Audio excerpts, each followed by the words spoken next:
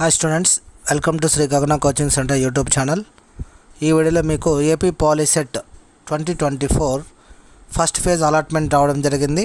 ఆ first phase అలాట్మెంట్లో మీకు వచ్చిన కాలేజీకి మీరు వెళ్ళేటప్పుడు మీతో పాటు తీసుకువెళ్ళాల్సిన సర్టిఫికేట్స్ లిస్ట్ నేను ఇక్కడ మీకు డిస్ప్లే చేస్తున్నాను. ఆ సర్టిఫికేట్స్ మీతో పాటు తప్పకుండా తీసుకుని వెళ్ళండి. పాలిసెట్ అలాట్మెంట్ ఆర్డర్ ఒకటి and POLYCET joining report, self joining report, ఇది మీరు లాగిన్లో వెళ్ళి డౌన్లోడ్ చేసుకొని 2 కాపీస్ తీసుకుని వెళ్ళాలి. And POLYCET hall ticket, POLYCET rank card and ICR form. మీ సర్టిఫికేట్ వెరిఫికేషన్ చేసుకున్నప్పుడు మీకు ఒక ఫామ్ ఇచ్చుంటారు హెల్ప్లైన్ సెంటర్లో. ఆ form, 10th class TC, 10th class mark list, original ఉంటే ఒరిజినల్ లేదా జిరాక్స్ ఉంటే జిరాక్స్ కాపీ. అండ్ బట్ ఇంకొక విషయం గుర్తుపెట్టుకోండి, టీసీ మాత్రం కంపల్సరీగా మీరు ఒరిజినల్ టీసీయే తీసుకొని వెళ్ళాలి. జిరాక్స్ కాదు, ఒరిజినల్ టీసీ తీసుకొని వెళ్ళాలమ్మా. ఒరిజినల్ టీసీ వాళ్ళు హ్యాండ్ ఓవర్ చేసుకుంటారు. రిమైనింగ్ అన్నీ కూడా జిరాక్స్ ఇస్తే సరిపోతుంది, కానీ టీసీ మాత్రం 10th క్లాస్ది ఒరిజినల్ ఇవ్వాలి. Next 10th class mark list తర్వాత స్టడీ సర్టిఫికేట్, 4th క్లాస్ నుంచి 10th క్లాస్ వరకు మీ స్టడీ సర్టిఫికేట్. ఒకవేళ బీసీ, ఎస్సీ, ఎస్టీ వాళ్ళైతే క్యాస్ట్ సర్టిఫికేట్, ఓసీ వాళ్ళకి క్యాస్ట్ సర్టిఫికేట్ అవసరం లేదు.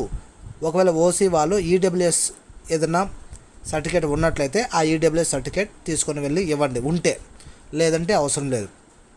నెక్స్ట్ ఈ రేషన్ కార్డు కానీ లేదా ఇన్కమ్ సర్టిఫికేట్ కానీ, ఫీజు రియంబర్స్మెంట్ వాళ్ళు ఎవరైనా ఉంటే ఆ రేషన్ కార్డు కానీ ఇన్కమ్ సర్టిఫికేట్ కానీ జిరాక్స్. ఆధార్ కార్డు వచ్చేసి స్టూడెంట్ది, ఫాదర్ది అండ్ మదర్ది, ముగ్గురిది తీసుకుని వెళ్ళాలి. ఇంకొకటి మెయిన్ థింగ్ అంటే బ్యాంక్ అకౌంట్ స్టూడెంట్ పేరు మీద క్రియేట్ చేసుకొని ఉండాలి. బట్ నో ప్రాబ్లం, ఇప్పుడు చేసుకోకపోయినా సరే ఫ్యూచర్లో ఫర్దర్గా అయినా ఒక 1 వీక్ 10 డేస్ టైం తీసుకొని అయినా సరే మీ అకౌంట్ స్టూడెంట్ పేరు మీద అకౌంట్ అనేది క్రియేట్ చేసుకోండి. అండ్ పాస్పోర్ట్ సైజ్ ఫొటోస్ ఒక 2 కానీ 3 కానీ సరిపోతాయమ్మా. ఇవి list of certificates. And main ఇంకొక విషయం నేనేం చెప్తున్నానంటే, మీకు డేట్ వచ్చేసి 19వ తేదీ వరకు ఇచ్చున్నారు. అంటే ఈ మంత్ 19 లోపల మీరు వెళ్ళి మీకు అలాట్ అయిన కాలేజీలో జాయిన్ అవ్వాలి. కొంతమంది స్టూడెంట్స్ మాకు ఇప్పుడు అలాట్ అయిన కాలేజీలో మాకు నచ్చలేడు, మేము సెకండ్ కౌన్సిలింగ్ పెట్టుకోవాలి అని అనుకుంటున్నాము అని అంటున్నారు. ఓకే, మీకు అలా సెకండ్ కౌన్సిలింగ్కి వెళ్ళాలి అనుకున్నా సరే నో ప్రాబ్లం. ఇప్పుడు వెళ్ళి రిపోర్ట్ చేసేసి అక్కడ ఫీజెస్ ఏమీ కట్టకుండా మీరు సెకండ్ ఫేజ్ కౌన్సిలింగ్లో ఆప్షన్స్ పెట్టుకోవచ్చు. ఒకవేళ మీరు సెకండ్ ఫేజ్ కౌన్సిలింగ్లో మీరు పెట్టుకున్న కాలేజెస్లో సీట్ రాకపోతే ఈ ఫస్ట్ ఫేజ్లో వచ్చిన సీట్ మీకు అలానే రిజర్వ్గా ఉంటుంది. ఎప్పుడు మీరు ఇప్పుడు వెళ్ళి 19వ తేదీ లోపల రిపోర్ట్ చేస్తే, ఒకవేళ మీరు రిపోర్ట్ చేయకపోతే మాత్రము ఇప్పుడు వచ్చిన సీటు ఆటోమేటిక్గా క్యాన్సిల్ అయిపోతుంది. ఓకేనా?